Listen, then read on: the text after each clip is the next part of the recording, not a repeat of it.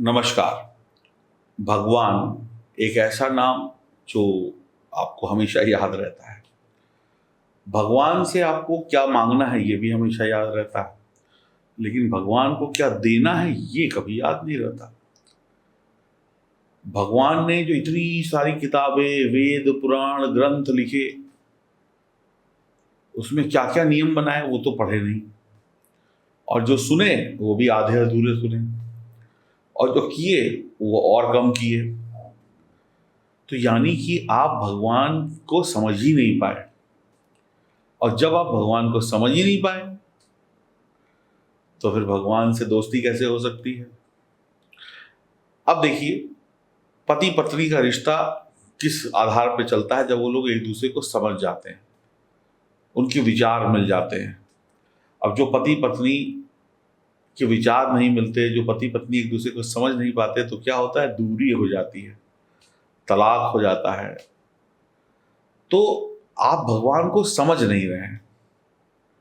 भगवान आपसे कुछ करवाना चाहता है, जब आप ये करेंगे तो वो आपको देना चाहता है, लेकिन बस आप तो दुनियाई चीजों में खोए हुए हैं।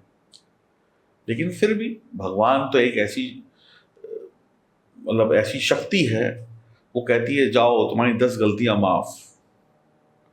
तो आपकी अनेक जो आपने छोटी बड़ी गलतियां की, उनको माफ करते हुए भगवान जून के महीने में कर्क राशि वाले जातक जातिकाओं के जीवन में वो 5 शुभ संकेत ग्रहों के माध्यम से दे रहे हैं, जिससे आपका भला हो जाएगा।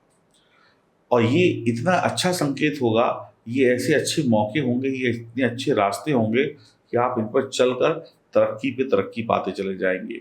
तो पहला शुभ संकेत मैं आपको बताऊं, उससे पहले आपसे आग्रह करूंगा कि चैनल को सब्सक्राइब कर लें, बेल आइकन के बटन को दबा दें, फेसबुक और इंस्टाग्राम पर हमें फॉलो करें, और कमेंट बॉक्स में जय श्री राम जरूर लिखिएगा, क्योंकि बिना राम के ये दुनिया नहीं चलती। तो अब हम बात करते हैं पहले शुभ संकेत की। तो पहला शुभ संकेत जो आपको मिलेगा वो केतु ग्रह दे रहे हैं। केतु देखिए अपनी गोचर कुंडली में आपने अभी देखा कहाँ बैठे हुए हैं, केतु चौथे घर में बैठे हुए हैं। वैसे तो केतु की चंद्रमा से बहुत अच्छी दोस्ती नहीं है, लेकिन फिर भी कुछ ना कुछ शुभ परिणाम तो मिलते ही हैं। तो आपको एक कहावत बताता हूँ, जैसे किसी को सांप काट ले तो सांप काटने के लिए सांप का ही जहर काम आता है। तो कुछ ना कुछ शुभ परिणाम तो यहाँ पर केतु देते हैं। तो केतु के शुभ परिणामों की अगर हम चर्चा करें तो आपको एक ही काम करना है केतु को अच्छा रखने के लिए। ये कर लिया तो पूरे महीने केतु आपको कष्ट नहीं देंगे, वो है माता पिता का सम्मान। तो आपको बहुत लाभ होगा। अगर आप अपने माता पिता से लड़ाई झगड़ा करेंगे, उनका सम्मान नहीं करेंगे, तो फिर लाभ नहीं होगा।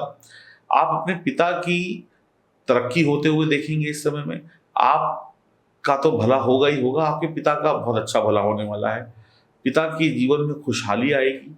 तो केतु जब भी इस भाव में आते हैं तो आपको आध्यात्मिक बना देते हैं, यानी धर्म कर्म से जोड़ते हैं। तो जितना आप धर्म कर्म में रुचि रखेंगे, उतने आपके जीवन के कष्ट दूर होते चले जाएंगे। और केतु का आशीर्वाद अगर आपको मिल गया तो आप समझ लीजिए आप इस दुनिया पे राज करने लगेंगे। केतु एक ऐसा ग्रह है, जब ये किसी पे मेहरबान होता है तो उसको पूरी दुनिया की खुशियां सौंप देता है। तो धर्म स्थान पर पीली चीजों का दान करना, चाहे वो चने की दाल हो, चाहे वो केसर हो, चाहे वो हल्दी हो, इन सब चीजों का दान करना आपके लिए बहुत फायदेमंद रहेगा। केतु आपको और आपके पिता के जीवन को बहुत अच्छा बनाने वाले हैं। गुरु और पिता की सेवा अगर आप कर लेते हैं तो आप यकीन मानिए आपको किसी और ग्रह की जरूरत ही नहीं पड़ेगी। केतु के चमत्कार से आप घर और नौकरी और व्यापार सब कुछ शानदार कर लेंगे। दूसरा शुभ संकेत आपको प्राप्त होगा शनिदेव की कृपा से। शनिदेव एक तो अभी वक्री अवस्था में भी चले जाएंगे 5 तारीख से, लेकिन अपनी ही राशि में बैठे हैं तो कुछ ना कुछ शुभ परिणाम तो देंगे। तो क्या शुभ परिणाम होंगे? जो शनि के स्वयं की राशि में बैठने पर आप अगर विदेश यात्रा करना चाहते हैं तो आपके लिए अच्छा समय होगा। विदेश से संबंधित कोई बढ़िया तैयारी कर रहे हैं, एग्जाम देना चाहते हैं तो बढ़िया समय होगा। विदेश जाने के लिए आप अपना वीजा वगैरह इस समय में प्राप्त कर सकते हैं। विदेश से संबंधित कोई ना कोई शुभ समाचार वहां से मिल जाएगा। वैवाहिक जीवन में थोड़ा तनाव हो सकता है, लेकिन बहुत सारे लोगों का तनाव खत्म भी हो जाएगा, यानी कि आपका वैवाहिक जीवन सही हो जाएगा। कुछ लोगों में छोटा मोटा तनाव चलेगा, लेकिन वो भी शीघ्र ही उसको खत्म कर लेंगे। सबसे बढ़िया बात यह है कि आप अपने शत्रुओं पर भारी पड़ेंगे, शत्रु आपको कुछ बिगाड़ नहीं पाएंगे। शनिदेव जो हैं वो आपकी परेशानियों को मिटाने के लिए आए हैं यहाँ पर। साझेदारी के कामों से आपको लाभ होगा। विदेश जाना या विदेश से जुड़कर काम करना आपके लिए बेहद लाभकारी होगा। और थोड़ा सा जुबान और अपने जीभ को कंट्रोल में रखिएगा। बहुत तला भुना मत खाइएगा और जुबान से कड़वा मत बोलिएगा। तीसरा शुभ संकेत आपको प्राप्त होगा गुरुदेव की कृपा से। गुरुदेव अपने ही घर में, अपनी ही राशि में बैठे होंगे, तो महाशुभ परिणाम आपको देने ही वाले हैं। आपको बिल्कुल भी तनिक भी चिंता करने की आवश्यकता नहीं है। गुरुदेव आपको दिमाग भी देंगे, पैसा भी देंगे, मान भी देंगे, सम्मान भी देंगे और सच्ची और अच्छी राह भी दिखाएंगे। तो यहाँ पर गुरुदेव की बात करें तो आपके लिए भाग दौड़ वाले काम खत्म। अब आप बैठे बैठे पैसा कमाइए, कुर्सी पे बैठिए, यानी नौकरी वगैरह लगने वाली है। सरकारी नौकरी में उच्च पद मिलने वाला है। आप धार्मिक होंगे, तीर्थ यात्रा कर सकते हैं या किसी को करवा सकते हैं। तो एक समृद्ध परिवार से आप होंगे, शानदार जीवन होगा। घर में सब कुछ, छोटी बड़ी चीज़ों का आप ख्याल रखेंगे, आगे बढ़ते चले जाएंगे। जबरदस्त लाइफ होगी आपकी, जबरदस्त लाभ होगा आपको। तरक्की के नए नए मौके आपको मिलेंगे और हमेशा आप बहुत आगे बढ़ते चले जाएंगे। नौकरी व्यापार में अच्छी तरक्की होगी। ये एक ऐसा वक्त होगा जब आपकी हर मेहनत सफल होगी। माता पिता की सेवा करेंगे, आपके घर के लोगों का आपको पूर्ण सुख मिलेगा। आप काम के सिलसिले में कहीं दूर जा सकते हैं। बढ़िया मनचाहा ट्रांसफर या नौकरी करने की इच्छा है तो वो लग सकती है। यारी दोस्ती आपके पास होगी।